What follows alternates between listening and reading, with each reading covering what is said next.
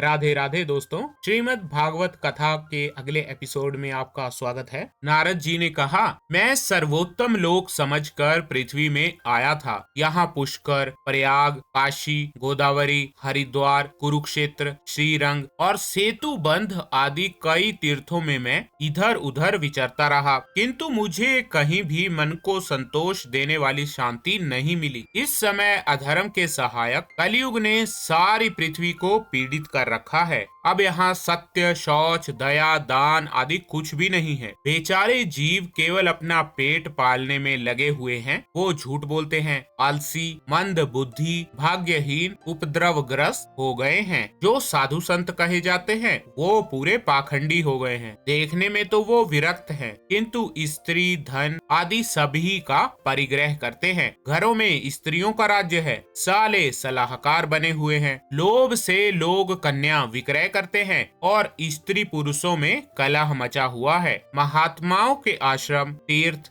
और नदियों पर यवनों का अधिकार हो गया है। उन दुष्टों ने बहुत से देवालय भी नष्ट कर दिए हैं। इस समय यहाँ न कोई योगी है, ना कोई ज्ञानी है, ना कोई सिद्ध है और ना ही कोई सत्कर्म करने वाला है। सारे साधन इस समय कली रूप दावानल से जलकर भस्म हो गए हैं। इस कलयुग में सभी देशवासी बाजारों में अन्न बेचने लगे हैं। ब्राह्मण लोग पैसा लेकर वेद पढ़ाते हैं और स्त्रियां वेश्यावृत्ति से निर्वाह करने लगी हैं। इस तरह कलयुग के दोष देखता और पृथ्वी पर विचरता हुआ मैं यमुना जी के तट पर पहुंचा, जहां भगवान श्री कृष्ण की अनेकों लीलाएं हो चुकी हैं। मुनिवरों सुनिए, वहां मैंने एक बड़ा ही आश्चर्य देखा। वहां एक युवती खिन्न मन से बैठी थी। उसके पास दो वृद्ध पुरुष अचेत अवस्था में पड़े जोर जोर से सांसें ले रहे थे। वो तरुणी उनकी सेवा करती हुई कभी उन्हें चेत कराने का प्रयत्न करती और कभी उनके आगे रोने लगती थी। वो अपने शरीर के रक्षक परमात्मा को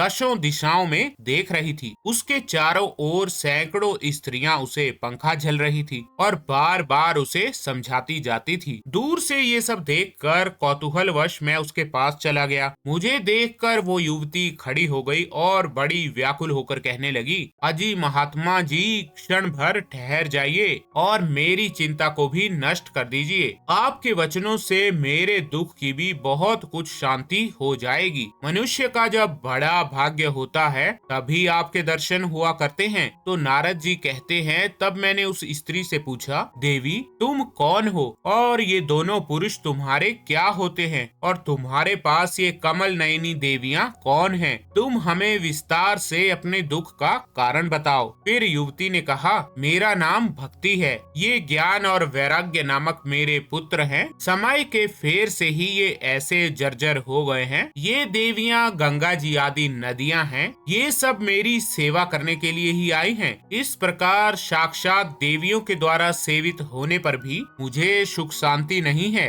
तपोधन, अब ध्यान देकर मेरा वृतांत सुनिए। मेरी कथा वैसे तो प्रसिद्ध है, फिर भी उसे सुनकर आप मुझे शांति प्रदान करें। मैं द्रविड़ देश में उत्पन्न हुई, कर्नाटक में बढ़ी, कहीं कहीं महाराष्ट्र में सम्मानित हुई, किंतु गुजरात में मुझको बुढ़ापे ने घेर लिया। वहाँ घोर कलयुग के प्रभाव से पाखंडियों ने मुझे अंग भंग कर दिया। चिरकाल तक ये अवस्था रहने के कारण मैं अपने पुत्रों के साथ दुर्बल और निस्तेज हो गई। अब जब से मैं वृंदावन आई तब से परम सुंदरी सुरूपवती नव युवती हो गई हूँ, किंतु सामने पड़े हुए ये दोनों मेरे पुत्र थके मांदे दुखी हो रहे हैं। अब मैं ये स्थान छोड़कर अन्यत्र जाना चाहती हूँ। ये दोनों बूढ़े हो गए हैं, इसी दुख से मैं दुखी हूँ। मैं तरुणी क्यों और ये दोनों मेरे पुत्र बूढ़े क्यों? हम तीनों साथ साथ रहने वाले हैं, फिर ये विपरीतता आखिर क्यों? होना तो ये चाहिए कि माता बूढ़ी हो और पुत्र तरुण। इसी से मैं आश्चर्यचकित चित्त से अपनी इस अवस्था पर शोक करती रहती हूँ। आप परम बुद्धिमान एवं योग निधि हैं, इसका क्या कारण हो सकता है, आप बताइए। तो नारद जी ने कहा, साध्वी, मैं अपने हृदय में ज्ञान दृष्टि से तुम्हारे संपूर्ण दुख का कारण देखता हूँ। तुम्हें विषाद नहीं करना चाहिए। श्री हरि तुम्हारा कल्याण करेंगे। सूत जी कहते हैं, मुनिवर नारद जी ने एक क्षण क्षण में ही इसका कारण जानकर कहा, देवी सावधान होकर सुनो, ये दारुण कलयुग है। इसी से इस समय सदाचार, योग मार्ग और तप आदि सभी लुप्त हो गए हैं। संसार में जहाँ देखो वहीं सत्पुरुष दुख से पीड़ित है और दुष्ट सुखी हो रहा है। इस समय जिस बुद्धिमान पुरुष का धैर्य बना रहे वही बड़ा ज्ञानी या पंडित है। पृथ्वी प्रति वर्ष शेष जी के लिए भार रूप होती जा रही है। अब ये छूने योग्य तो क्या, देखने योग्य भी नहीं रह गई है और ना इसमें कहीं मंगल ही दिखाई देता है। अब किसी को पुत्रों के साथ तुम्हारा दर्शन भी नहीं होता। विषय अनुराग के कारण अंधे बने हुए जीवों से उपेक्षित होकर तुम जर्जर हो रही थी, लेकिन वृंदावन के संयोग से तुम फिर नवीन तरुणी हो गई हो। इसीलिए ये वृंदावन धाम धन्य है, जहाँ भक्ति सर्वत्र नृत्य कर रही है। परंतु तुम्हारे इन दोनों पुत्रों का यहाँ कोई ग्राहक नहीं है, इसीलिए इनका बुढ़ापा भी नहीं छूट रहा। यहाँ इनको कुछ आत्म सुख की प्राप्ति होने के कारण ये सोते से जान पड़ते हैं। तो भक्ति ने कहा, राजा परीक्षित ने इस पापी कलयुग को क्यों रहने दिया? इसके आते ही सब वस्तुओं का सार ना जाने कहाँ चला गया। करुणामय श्री हरि से भी ये अधर्म कैसे देखा जाता है? मुने, मेरा ये संदेह दूर कीजिए। आपके वचनों से मुझे बड़ी शांति मिली है। नारद जी ने कहा, बाले, यदि तुमने पूछा है तो प्रेम से सुनो कल्याणी, मैं तुम्हें सब बताऊंगा और तुम्हारा दुख दूर हो जाएगा। जिस दिन भगवान श्री कृष्ण इस भूलोक को छोड़कर अपने परम धाम को पधारे, उसी दिन से यहाँ संपूर्ण साधनों में बाधा डालने वाला कलयुग आ गया। दिग्विजय के समय राजा परीक्षित की दृष्टि पड़ने पर कलयुग दीन के समान उनकी शरण में आ गया। भ्रमर के समान सारग्राही राजा ने ये निश्चय किया कि इसका वध मुझे नहीं करना चाहिए, क्योंकि जो फल तपस्या, योग और समाधि से भी नहीं मिलता, कलयुग में वही फल श्री हरि कीर्तन से ही भली भांति मिल जाता है। इस प्रकार सारहीन होने पर भी उसे एक ही दृष्टि से सारयुक्त देखकर उन्होंने कलयुग में उत्पन्न होने वाले जीवों के सुख के लिए ही इसे रहने दिया था। इस समय लोगों के कुकर्म में प्रवृत्त होने के कारण सभी वस्तुओं का सार निकल गया है और पृथ्वी के सारे पदार्थ बीजहीन भूसी के समान हो गए हैं। ब्राह्मण केवल अन्न धन आदि के लोभवश घर घर और जन जन को भागवत की कथा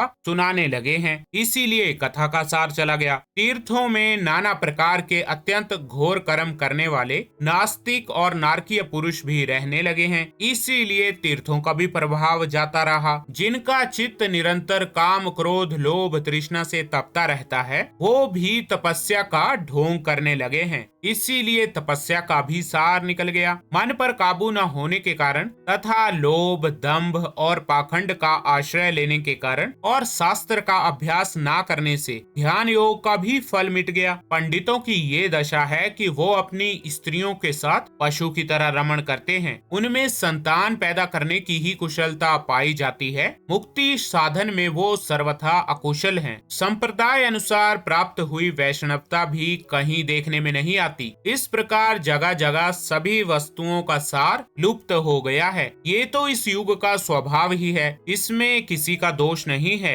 इसी से पुंडरीकाक्ष भगवान बहुत समीप रहते हुए भी ये सब सह रहे हैं। सूत जी कहते हैं, शौनक जी, इस प्रकार देवर्षि नारद के वचन सुनकर भक्ति को बड़ा आश्चर्य हुआ। फिर उसने जो कुछ कहा उसे सुनिए। भक्ति ने कहा, देवर्षि, आप धन्य हैं। मेरा बड़ा सौभाग्य था जो आपका समागम हुआ। संसार में साधुओं का दर्शन ही समस्त सिद्धियों का परम कारण है। आपका केवल एक बार का उपदेश धारण करके कयाधु कुमार प्रहलाद ने माया पर विजय प्राप्त कर ली थी। ध्रुव ने भी आपकी कृपा से ही ध्रुव पद प्राप्त किया था। आप सर्व मंगलमय और साक्षात श्री ब्रह्मा जी के पुत्र हैं। मैं आपको नमस्कार करती हूँ। तो ठीक है दोस्तों, श्रीमद् भागवत कथा के इस एपिसोड में बस इतना ही। राधे राधे।